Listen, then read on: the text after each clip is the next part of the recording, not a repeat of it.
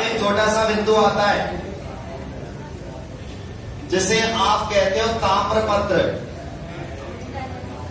क्या नाम आता है बताओ? ताम्रपत्र। अब ये ताम्रपत्र क्या होते थे? आप हमें बताएं ये ताम्रपत्र क्या होते थे? ठीक है ना? तांबे के पत्र पर लिखे गए, तो आपको ध्यान देना है। कौन है? इसको तो लगा नहीं लगे। सुनना, जब कोई शासक के द्वारा, बोलो किसके द्वारा? शासक के द्वारा किसी अधिकारी, सुनना थोड़ा, या अपने किसी सामंत या किसी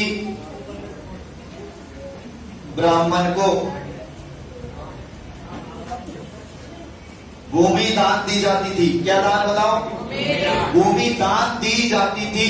तो उसका उल्लेख करने के लिए, मतलब जैसे कोई ताम्रपत्र है, ये माना कि ये ताम्रपत्र है, ये लोग अब किसी ब्राह्मण को या किसी अधिकारी को या किसी सामंत को भूमि दान में दी है, तो उसमें दानकर्ता का नाम होता था, मतलब जिसको दान की गई है उसका, राजा का नाम होता था, क्यों दान किए वो विवरण होता था पूरा का पूरा, कहां पर दान दिए वो विवरण होता था, क्यों दान किए वो भी सारा विवरण होता था।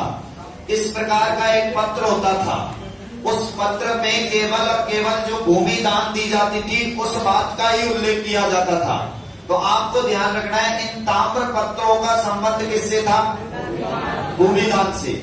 एक बात तो ये है, ये जो होता था, ये ताम्रपत्र जिसको भी भूमि दान में दी जाती थी वो सभी करों से मुक्त होती थी। किनसे मुक्त होती थी?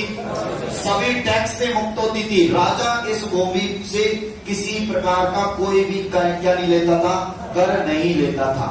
अब आपको मैं जानकारी के लिए बता दूं कि भारत में सबसे पहले भूमि दान देने की प्रथा ब्राह्मणों को किसने चलाई थी?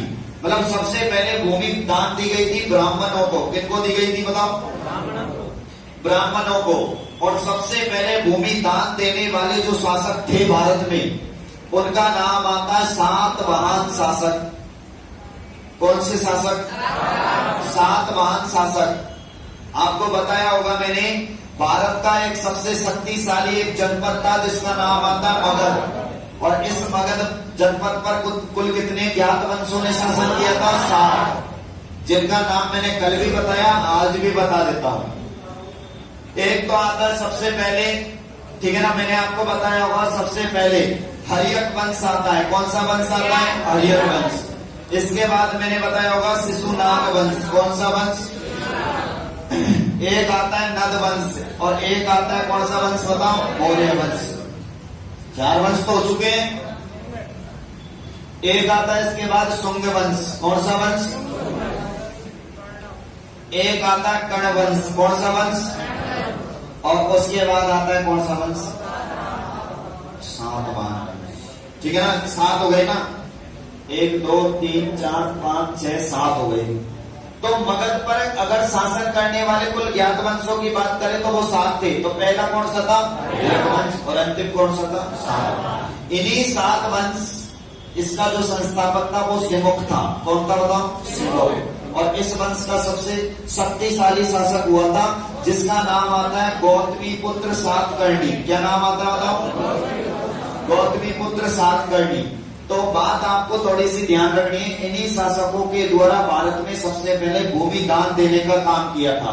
उसके बाद अपने राजस्थान से कुल टोटल 5 ताम्रपत्रों का उल्लेख मिलता है। तो उन 5 ताम्रपत्रों की हम बात करेंगे, बस छोटी छोटी लाइनें ध्यान रखनी है और कोई बात नहीं है। तो डायरेक्ट डाल देना ताम्रपत्र, यहाँ तक की बात को लिखिए। फिर मैं आपको बता देता हूँ, ये स्रोतों की मैंने बात की, इसमें एक बिंदु आपका रह गया है जिनमें साहित्यिक स्रोत आते हैं। साहित्यिक स्रोतों के संदर्भ में अपन बात करेंगे। जैसे जैसे आपके वंश चलेंगे उन वंशों की जानकारी कौन कौन से ग्रंथों से मिलती है, तो उनको वहीं अपडेट करते चलेंगे साथ के साथ। 2 बार लिखने की जरूरत नहीं पड़ेगी। ठीक है ना?